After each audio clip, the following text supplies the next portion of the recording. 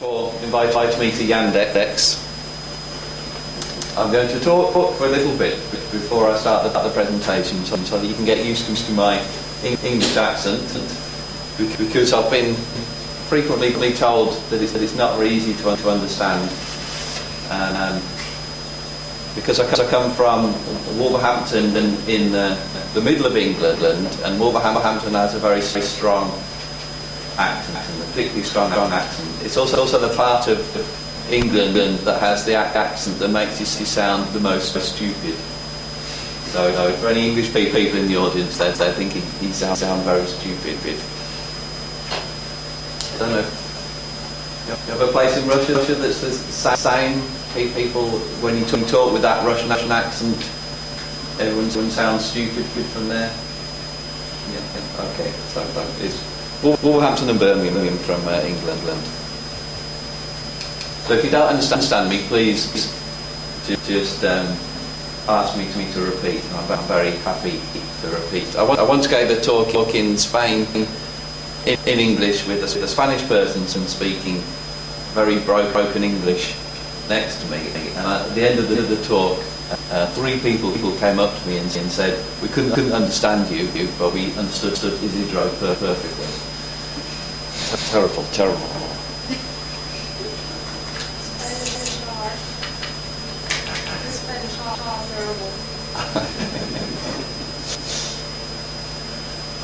Okay, so I'm going to talk about sentiment strength detection in text in the social web.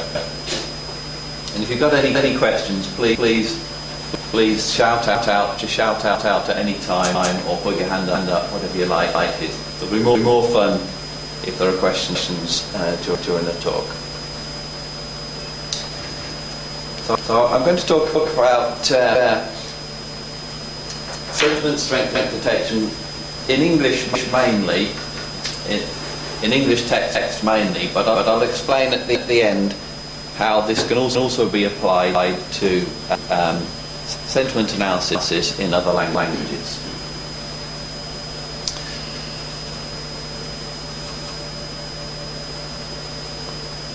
So I'm going to talk about the program SentiStrength, which is my sentiment analysis program, and I'll explain how it works and give some demonstrations of how it classifies text, and then show how it can be applied to identify patterns of changes in sentiment in social web text. So the purpose of SentiStrength is to detect the strength of sentiment in text. Most sentiment analysis programs try to decide whether a text is positive or negative, but SentiStrength tries to identify how strong the positive sentiment is in a text, and how strong the negative sentiment is in the text, and it doesn't try to decide if the text is positive or negative, but it gives a positive score and a negative score. So you can have a text which has some positivity and some negativity in, and you get a score for both with SentiStrength. Okay, so in some situations it's useful to measure the positive strength sentiment independently of the negative sentiment, and it's designed to work in social web text, in the kind of text that people write in Twitter or in a social network site like Facebook or Vkontakte. I'm not saying that correctly, but the Russian social network site, one of the Russian social network sites. And I don't know whether it's the same in Russian, but in English social network sites, the users are typically very careless about the grammar of the text that they type in. So we did a study of the top social network site in English at the time, and MySpace, which used to be the top English language social network site, and we found that only 5% of the text typed in was grammatically correct. So 95% had one error of one type or another. So the SentiStrength was designed to be able to cope with bad grammatical structure in the text. Okay. It's not I wouldn't really call it bad structure, in fact, because people often deliberately do not write standard grammar in social network text, but they write very informally, and it's part of the fun of the language use in social network sites to be quite informal about how the language is written. And also, though, in social network sites, some of the non-standard features are used to express sentiment. So some sentiment is encoded in a way in which just doesn't happen in standard English grammar.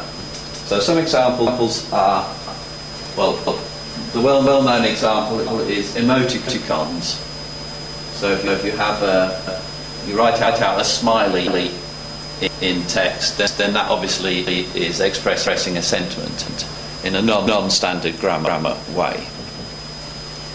But another way in which sentiment is commonly expressed in English, and I think this also happens in Russian, is to misspell a word by adding extra letters in duplicate letters into the word, and that really emphasises the sentiment of the word. So this means, first of all, it means it's the word happy. And secondly, it means it's more happy than normal happy. Okay, so one of the goals of the program is to pick up non-standard grammar features that represent sentiment, and use that to identify more sentiment than a standard program would. So the first version of the program was designed for the social network site MySpace, which was a particularly informal English language social network site, predominantly English language social network site.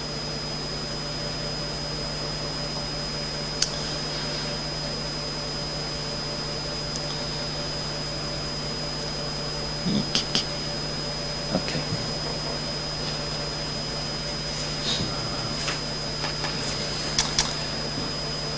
So the core of the first version of the program is really essentially a list of words with sentiment meanings. So how can a computer identify sentiment in text? Well, the core of the program is simply a long list of words that typically associate with sentiment. So some of them associate typically with positive sentiment, and some typically with negative sentiment. So the first version of the program had 890 positive and negative words, each one with a human given score, which is either positive or negative. And the score is a number between 2 and 5, or -2 and -5, and it measures the strength of the term. So, for example, ache is a very mildly negative term in English. So this has a score of just -2. And dislike is stronger and negative in English, so that has a score of -3. And hate is strongly negative, and excruciating is about the most negative you can be. for an individual word in English. So that has a score of -5. Okay, and similarly, there are words with positive scores. Encourages, which is mildly positive, mildly positive. So that's the 2. Coolest is moderately positive. So that's a 3. And lover is quite strongly positive. So that's 4. So it's words that directly express sentiment, and also the words that strongly associate with sentiment. So it's not just sentiment expressing words like love, hate, but it's also sentiment associated words like lover and excruciating. And the way the algorithm works is it picks up the highest positive and negative sentiment in a sentence, and that's the score for the sentence. And if there are multiple sentences, it takes the highest positive score and the highest negative score of any sentence. And this is the heart of the algorithm. It's really quite simple. But this does the majority of the work for the algorithm. But we do have about 12 extra rules on top of this that improve the performance by about 3% on top of these rules. So if you're thinking of a question, it's probably a lot of the questions you're thinking of are going to be answered with the extra rules.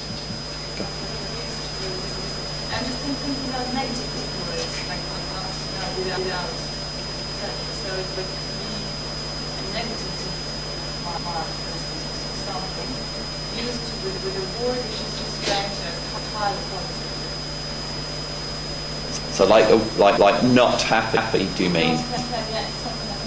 Yeah. So we do have a special rule for negating words. So if you put not happy, then with a special rule, it would be seen as negative and not positive. That's one of the 12 special rules. And why did humans relate words, not machines? Why these from humans and not machines? Well, the source of the words is predominantly from a psychology project to identify words that strongly associate with sentiment, and so it's kind of quite a good source. And in comparison to a machine-generated source, we've also tried generating lists of words from a machine learning approach, and that doesn't work as well because the machine learning approach picks up words that associate with sentiment much less strongly than these words. So all of the words in our list are either directly express sentiment or have a strong association with sentiment. But if you give a lot of data to a machine learning approach, then it will also pick up words that do not have strong associations with sentiment, but for other reasons frequently occur in positive or negative texts. So examples of those words are Israel, Palestine. So in some circumstances it can be more useful. That's a good point. So it can be. You can actually get a slightly more accurate program in terms of classifying the sentiment if you include words like Israel and Palestine, which commonly occur in negative text in these cases. But we don't want this in the program because we want the program just to identify sentiment directly and not to identify topics that people are discussing. So if we had Israel and Palestine, then every time anyone mentioned Israel or Palestine, the text would be automatically classified as a negative text. And we don't want that because we want to be able to identify changes in sentiment around Israel or Palestine, for example. And the second disadvantage of the topic-based word like Israel and Palestine is that if there's peace in the Middle East, then these will suddenly become positive words. So there's a peace process. Now Israel and Palestine will no longer be always negative, but they'll be very positive, at least for a short while. So it makes the program more time dependent if you allow these words without the strong association. So again, for some purposes, it's still useful to do that. But for SentiStrength, we wanted to avoid words like that altogether. Another point might be that these words are sort of objectively, you ask anybody, they'll say yes, peace is negative and love is positive. But Israel and Palestine, depends who you ask. There is some subjective assessment. Okay, thank you. I want to ask you about your example of this wrong heading. This is right that people who have more than one as they want. And how you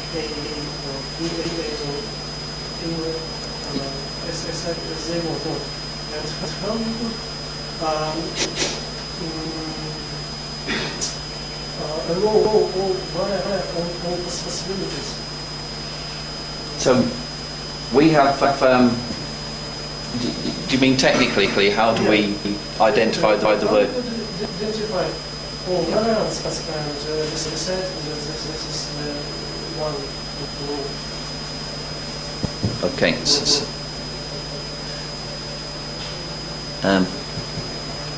So for the word happy.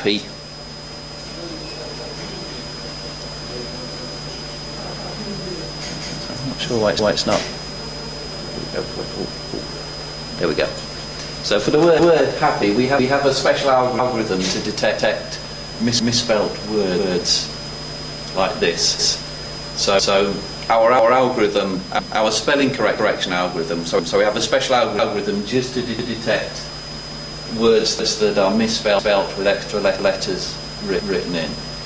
And the algorithm has two stages. First of all, has a list of common double words in English for the English version, and double letters, common double letters is in English for the English version, and if it finds a double letter or more than two letters that aren't common in English, it automatically deletes them. So for example. Double P is common in English, but you can't have a triple P, so it would automatically delete two of the P's.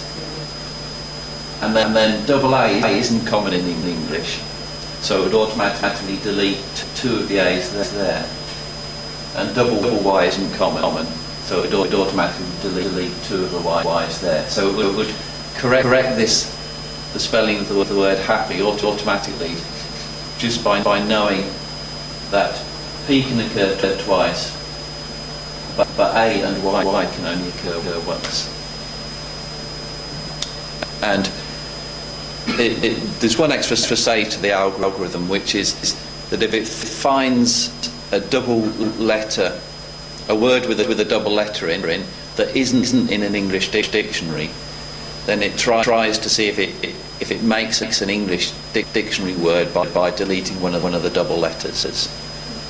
So in some circumstances that creates an English word as well. So two-stage algorithm.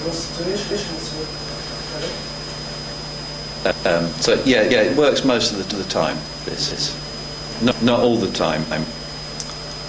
It's sometimes incorrectly correct spellings. Most commonly for proper nouns. And in English you can have import words from French, for example, that have different double letters, particularly people's names. So it doesn't work all the time, but most of the time it works.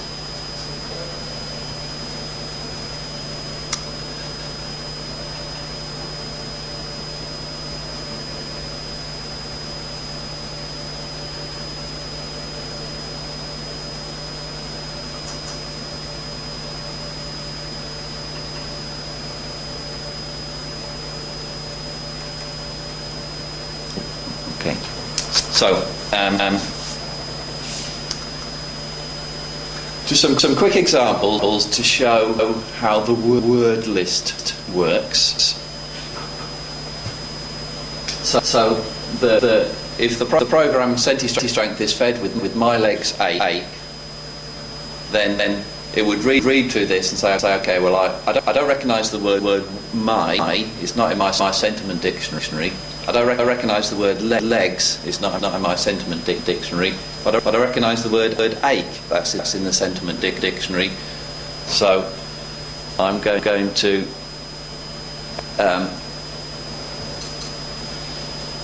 say, okay, ache is a -2 word from the sentiment dictionary. So the overall score I'm going to give is +1, because there's nothing positive in the text, and -2. So the minimum score is actually 1, not 0. 1 means there's nothing positive at all in it. So this has got nothing positive in, and a mild negative content is the overall rating. Okay, so can you guess the score for the next one?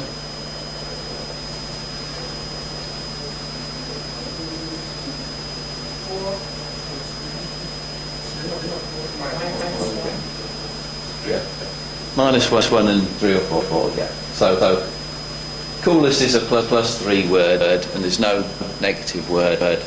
So the overall score is +3 and -1. Nothing negative in it, but something moderately positive in. And then the last text. What do you think?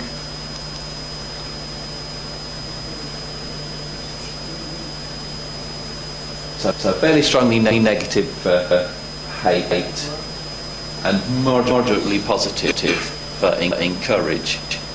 So overall it's moderately positive, 2 positive, and strong negative, -4 for negative. Okay, so the rule is really, the core rule is really very simple, and this is an advantage to the algorithm, because you can understand why the text has been coded in this way. Whereas machine learning approaches to sentiment analysis, you've got no chance of understanding why a particular text has been coded in a way, because it uses a complex mathematical function to apply the sentiment. Whereas here, if you're showing it to customers, they can see, okay, well that was coded -4 because of the word hate. So it makes it more transparent.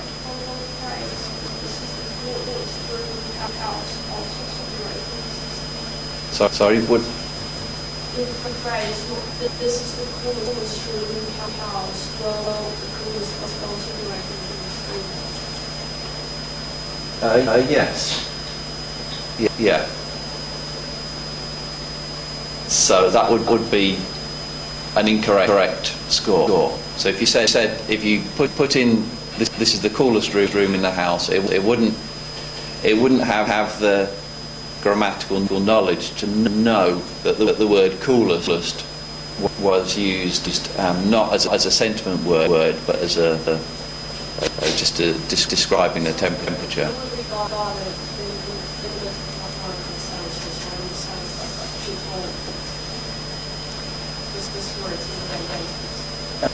Yes, it just spots the word itself, but it doesn't try and identify any context.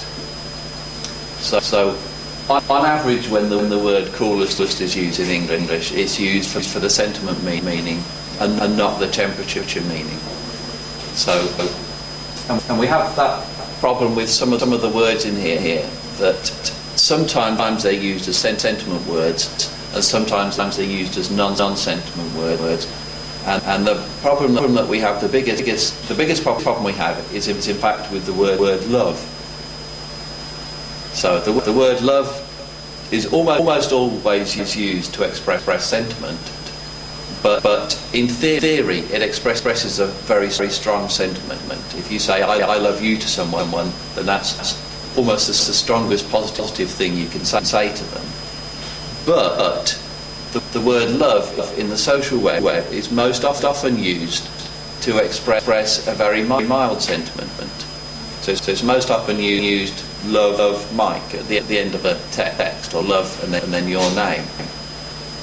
And even saying I love you in MySpace, this social network site, is so common that it's not a strong sentiment anymore. So we code love as a moderately strong positive word, and not a very strong positive word, even though it's sometimes used with a very strong meaning.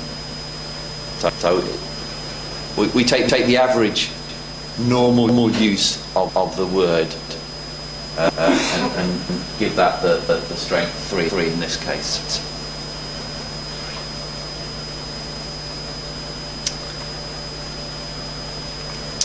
Okay, so we start off with the human values, but we do have a machine learning stage. We have an optional machine learning stage in the program, which is that the initial weights, term weights fixed by the human coder, can be improved on by the machine learning stage. Which essentially is very simple. You input a gold standard set of texts classified by humans for sentiment, and then the program SentiStrength will try and adjust the term weights to give the optimal score for the classification exercise. Okay, so the initial human strengths will be changed if the changed version gives a better overall classification result. So it's a standard machine learning approach, but just applied to the term weights part of the algorithm. So this is the one part of the algorithm that's subject to machine learning. But in fact, we find that the algorithm works almost the same with and without the machine learning. So the human-coded values are almost as good as the computerized improvements through the machine learning stage. And this is good, really, because it means that you don't have to go through the machine learning when you're using the program. You can use it out of the box without gold standard data, which means it's much easier to use. How do you adjust this? Do you use some kind of regression that combined by information?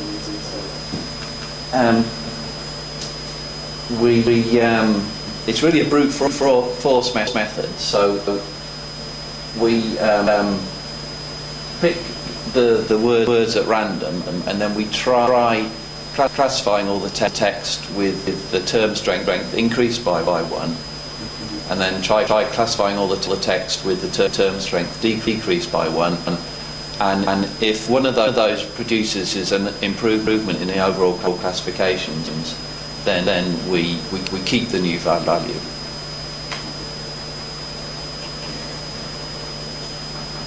So for example, if you made a mistake with love and put it as a +5 word, then this stage would reduce it to a +3 or a +2 word. But just because it would try a +4 and then it would give better results, and then it would try a +3 and that would give better results. So keep the new value.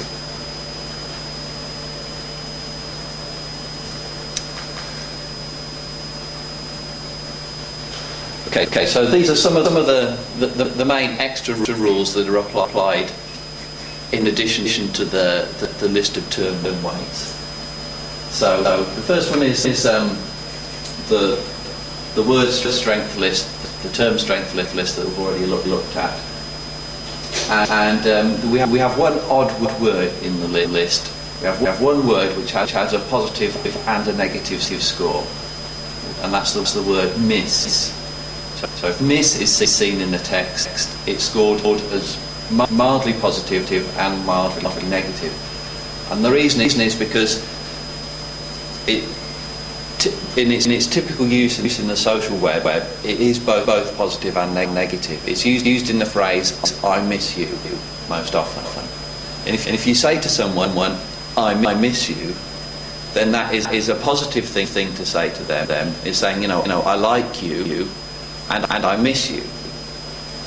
But it's also a negative thing because you're also saying I feel bad, I miss you. So it's a little bit positive and a little bit negative. But all the other words are either positive or negative.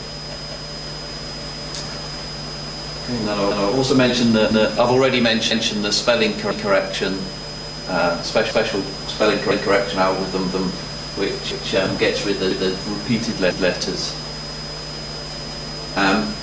Another rule is we have a list of booster words which either increase or decrease the strength of the following sentiment word. So very happy would be one stronger than just happy on its own. Okay, and quite happy would be one weaker than happy on its own. So we have a list of booster words. Negating words, I've already mentioned in response to the question. So if we have a negating word like not or don't or won't before a sentiment word, then that turns it into the opposite sentiment, and in some cases it neutralises it to no sentiment at all. And one of the other rules is if you have repeated letters, this is the happy example I showed. If you have repeated letters, then it increases the sentiment by one of the word if it's a sentiment word. But if it's not a sentiment word, then it becomes a mildly positive sentiment word. So this is a slightly odd rule. It doesn't contain sentiment, but it does contain at least two extra repeated letters. Then it's normally used to express a mild positive sentiment. And the reason is because people often write someone's name with repeated letters in. So to me, they might send a message which is just my name with lots of extra I's and K's and E's in. And that's typically seen as being a mildly positive or a moderately positive message, even though there's no explicit sentiment in. It's kind of energy, enthusiasm, which is interpreted as moderately positive. And also we have a list of emoticons, Western and Eastern emoticons with a score, positive or negative score attached to them. And we have a special rule for exclamation marks, so they count as positive, mildly positive, like the repeated repeated letters, unless they're in the negative sentence. And then repeated punctuation, like triple exclamation marks, will count as a booster, like the word very. So it boosts the sentiment of the sentence. And we have a special rule for questions. So if you have sentiment expressed in the question, it's typically milder than if it's not included in the question. Okay, so we have these extra rules which essentially correct for some of the situations in which the sentiment word list approach doesn't work properly. And collectively, all the rules work out to about 3% increase in accuracy overall. So the word strength list does the majority of the work.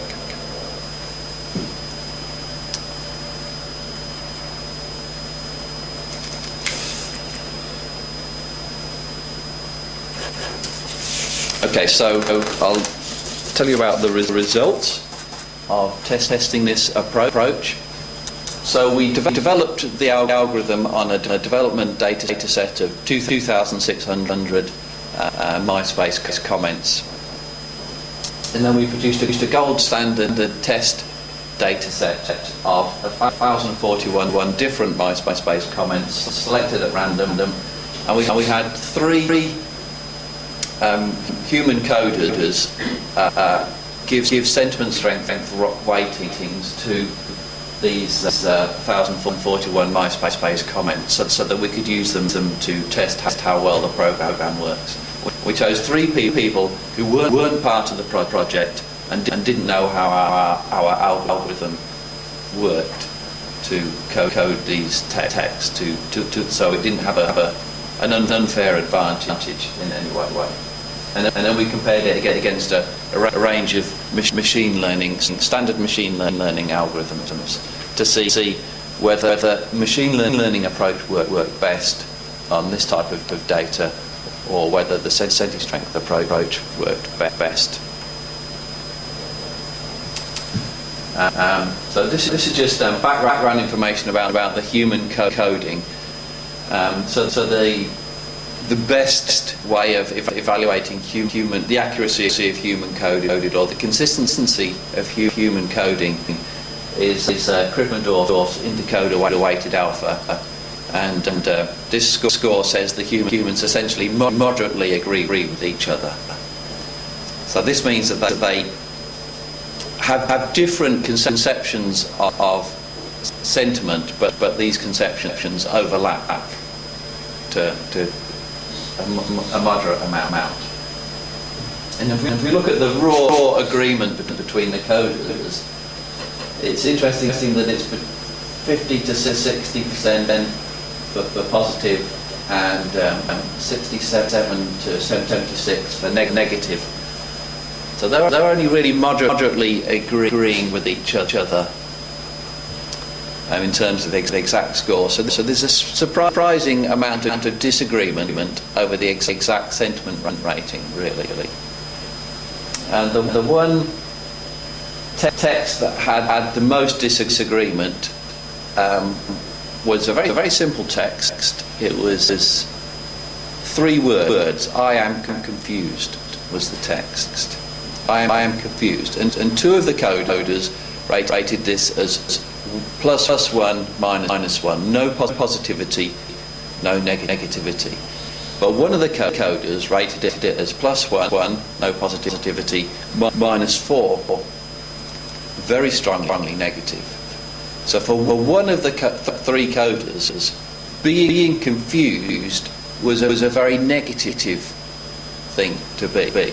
Whereas for the other 2, being confused, not positive, not negative, doesn't mean anything. And that's really a personality difference between people, or either personality or life experience. And it really shows that there's not really a correct answer to the question, what is the sentiment in any particular text? It's a subjective judgment, and you can have an average human subjective judgment, but you can't really have anything like a correct answer for this text. So there's a natural amount of disagreement between humans for this kind of text. And interestingly, the computer program, SentiStrength, agrees with the humans about the same amount as they agree with each other. So the computer does the task at the same level as humans. So there's no advantage to using humans for sentiment classification over computers. The computers do it at the same level of accuracy, for this task, and obviously a lot faster and cheaper. Even though there are some texts on which the computer will get it wrong, and the humans will the computer will clearly be wrong, but on average it does about as well as the humans. Yeah, sorry. So, number of 51%. What does it mean? Is significant in any way disagreement, or is it, random chance agreement would be that way also? Okay, so this is For example, yeah. So these kind of are easy to understand, but don't really tell you anything about agreement above randomness. But these are agreement. Stand on this, can't I? Above randomness. So a 0 for this score would be agreeing. Would be random guesses at everything. So there'd be an element of agreement, but there would essentially reflect random guesses. And a number from about 0.3 to 0.7 represents moderate level of agreement in this scale, and above 0.7 means a very high level of agreement, and 0.9 and above means essentially they occasionally make mistakes, but they're doing exactly the same. They've got the same understanding of the task. And so pairwise. So it's a pairwise measure that's. These are pairwise, but this is a triple for all three together.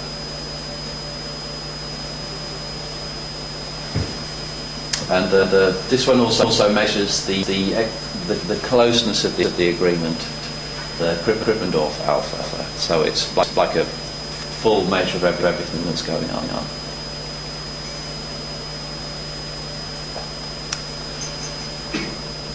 And I should also say that we interviewed 15 people for this job, and we picked the three most accurate for the task. So this isn't kind of random humans, but these are people that can do this task with a high level of consistency.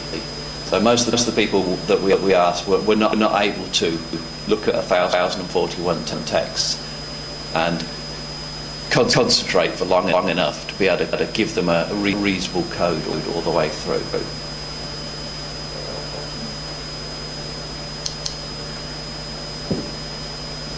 So the machine learning results. This is for positive sentiment strength. So at the top is SentiStrength, and this is accuracy, which is SentiStrength giving exactly the same score as the average, the rounded average of the three human coders. Okay, so the gold standard is the rounded average of the three human coders. So this is SentiStrength accuracy 60%, 60.66% for positive text. The average is not integer. So we round it to an integer. The human values which we always round to an integer, the nearest integer. And the algorithms we've compared against are just a range of standard machine learning algorithms. So if you're not familiar with machine learning, all of these are the names of standard and very different types of machine learning algorithms. And we tried them with between 100 and 1,000 features.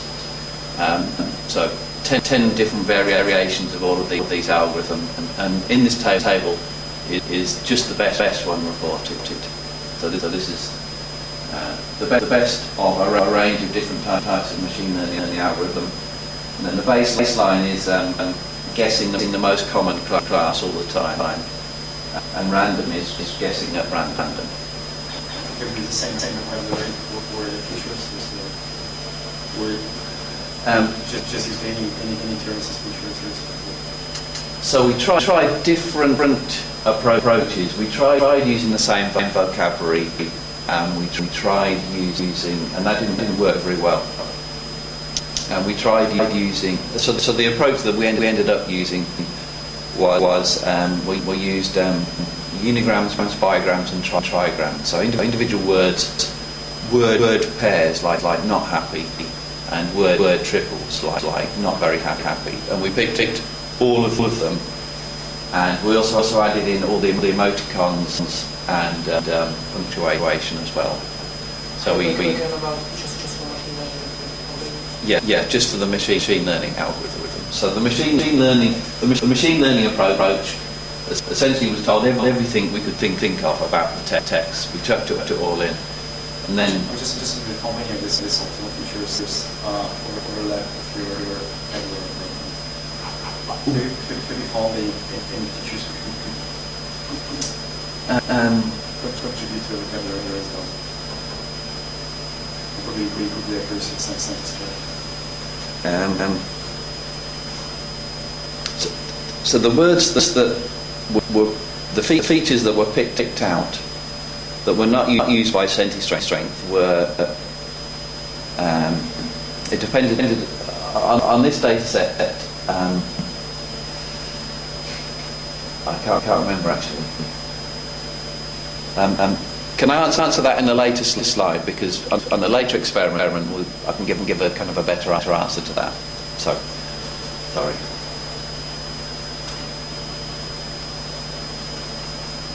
So for positive sentiment strength, this method works better than a machine learning approach, and we really tried our best to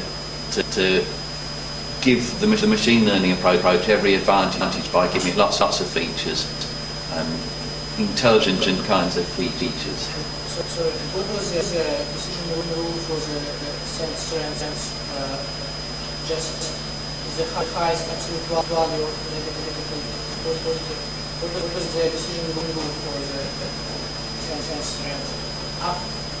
So it's the highest positive word score and the highest negative score in the sentence, subject to the rules on the slide, the two slides previously, like the negation rules and the extra term rules and exclamation marks.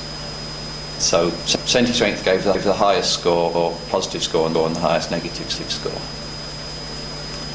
And these rules were into a class of 1 to 5, and the machine learning approach, which was to classify in the class of 1 to 5 for positive as well, and 1 to 5 for negative separately. Was that the answer? If you have class 3 positive and minus 3 negative for the sentence, what do you choose? It gets both of them. So it's two outputs. So I've got another slide for the negative sentiment next. So the SentiStrength gives two numbers. It doesn't give just a positive or just a negative. It gives two numbers, the positive and the negative. So it would give +3 and -3. And there is a significant difference between baseline and random. Was there much more negative positive sentences? Yes, the 47% of the texts had moderate positive sentiment. So it's a random sample of MySpace, but it's not an even random. It's not an even sample. So there's only a small amount of very strongly positive. A small amount of no positive, neutral, and quite a lot of moderate positivity. So it's a genuine random sample of MySpace, almost genuine random sample of MySpace. So the other thing I'm going to point out is that the best column for the full estimate of the performance is the correlation column. The accuracy only measures when SentiStrength or any of the algorithms get the score exactly right. But the correlation column also measures how close to right it was when it gets it wrong. So a high correlation means that it gets it right a lot of the time, and when it gets it wrong, it's nearly right most of the time. Okay, for a higher correlation score. So it performs well on the accuracy, but more importantly, it performs best on the correlation score. And this column measures the percentage of time when the algorithm gets either exactly the right answer or just one away from the right answer. So most of the time, all the algorithms either get the correct answer or just one off the correct answer. So the negative column. So the results for the negative sentiment strength. So SentiStrength isn't the best for raw accuracy. So support vector machine, which is a very general machine learning algorithm, but very successful in general, performs best. But SentiStrength is best for correlations and still. So on the most important measure, it still does perform better than all the general machine learning algorithms.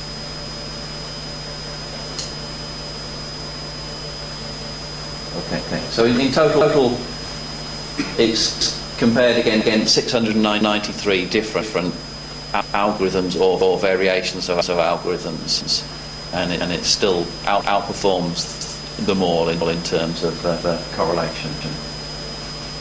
So it's quite robustly better than machine learning for this type of data, for MySpace, social network site, text, short text.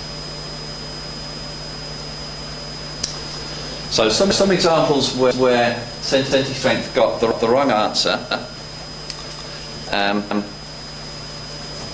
So the first one is think for the ad, which the humans said was mildly positive and not negative, and SentiStrength said was not positive or negative.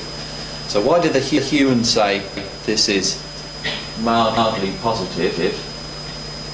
Well, in MySpace, one of the most common phrases written in MySpace is "thanks for the ad," and that's shorthand for "thank you for adding me as a friend in MySpace." Thank you for adding me as a friend. And this is really a joke for that. Instead of saying thanks for the ad, it's saying think for the ad. So a human MySpace user would read this and say, hey, this is a joke. It's sort of saying thank you, and but it's also a joke. So the average human user sees this as mildly positive. The computer, SentiStrength, doesn't get the joke, and so it doesn't laugh, and it gives it no positivity. And this was the worst of all the text for the computer coding. All the humans said that this was the strongest possible positive score, 5, and the computer only gave it a 2. And so the computer was fooled in two ways. Firstly, it's got actually the OMG is in its sentiment list, but this is 0 MG. So the user has typed the number 0 instead of the letter O. So the computer hasn't recognised this. So if it had, it would have recognised this as a mildly positive word, repeated, and it would have given it quite a high score, like 3 or 4 overall. So it was fooled by the computer here, by the human author here, and also it didn't recognise this. This is probably someone's name. but with threes instead of e's. But it's mainly the repeating the zero instead of an O, which is broken in the algorithm here. Is the common one? Is it the common one relation? Would you mention the algorithm? OMG with an O instead of a zero is in the algorithm, so that's very common. It's short for oh my god, and it's like. Logistic regression to do well because lots of Yeah. technologies. Because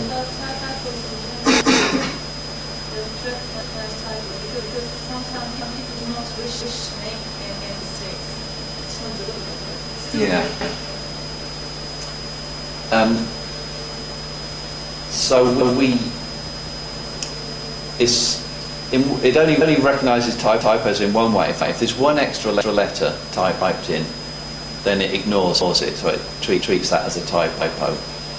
But it doesn't try and recognise typos in the standard spelling correction way, like letter inversion, for example, is a common one of the most common spelling mistakes you can make when typing is to type two letters in the wrong order, and it doesn't look for those.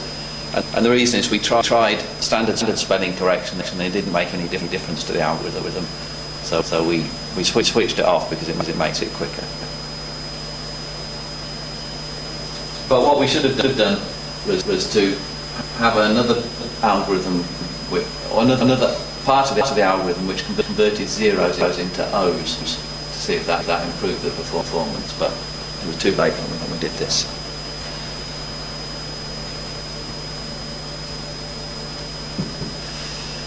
Okay, so I'm just going to show an application of this to processing large amounts of social web text and identifying patterns that you can only identify on when you do a really large scale analysis of text. So this is an analysis of 2 million comments in MySpace. So in the social network site MySpace, we wanted to know if there was a relationship between the sentiment that people expressed and the sentiment that their friends expressed. So if someone expressed positive sentiment, would their friends also express positive sentiment, and the same for negative sentiment? So we took 2 million comments, and we associated all the comments with the sender and the receiver. So we identified the sender and the receiver of these comments, and we found that there was a correlation for both positive and negative sentiment, slightly stronger for negative sentiment. So what this means is, if your friends send you negative texts, then you probably also send negative text to your friends. And if your friends send you positive text, then you probably also send positive text to your friends. So I don't think that's really surprising. But it also applies if you take out the friend who sends you the positive texts. So if you have friends that send you positive texts, then you probably send positive texts even to the friends that don't send you positive texts. So it's kind of it's not just reciprocating, but it seems to alter your behaviour a little bit, receiving lots of positive texts or lots of negative texts. So that's kind of a general social application. So what we suggested as a useful social application of this is that if social network site owners can identify people that appear to be suicidal or very depressed, then statistically they can cheer them up, make them a little bit happier by pairing them up with potential friends that are very happy. So on average, statistically, the very happy will average out a little bit with the very unhappy, and hopefully make these people less suicidal. Obviously, this is something that needs to go through medical experts, and we don't suggest it without their involvement.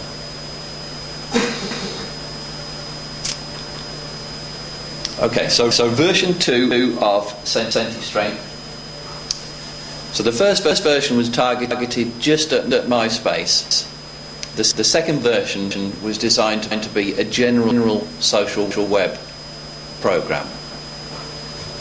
So designed and tested to work in lots of different social web environments, and not just one environment.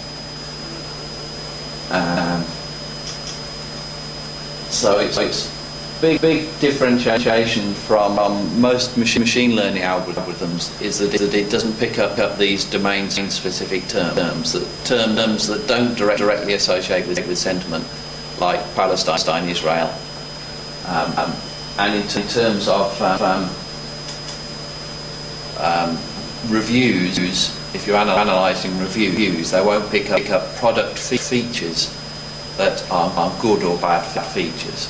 So if you use machine learning on product reviews, which is one of the most common applications, then you can pick up product features that are seen as good or bad. So the standard mobile phone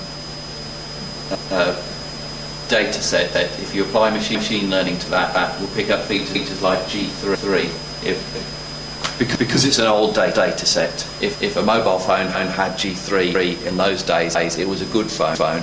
So finding G3 in a review suggested it was a good phone, independent of the sentiment. So one of the big changes for SentiStrength version 2 was that we extended the negative dictionary. So we added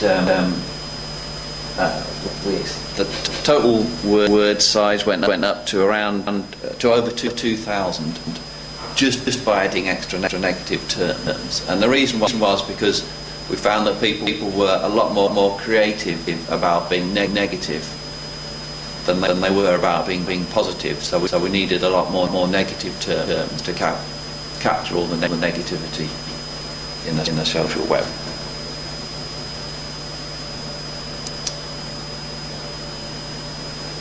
And we tested it on six different data sets. So the same MySpace data set again, and the other data sets we picked were BBC news discussions, the Have Your Say kind of part of the BBC website, and the dig.com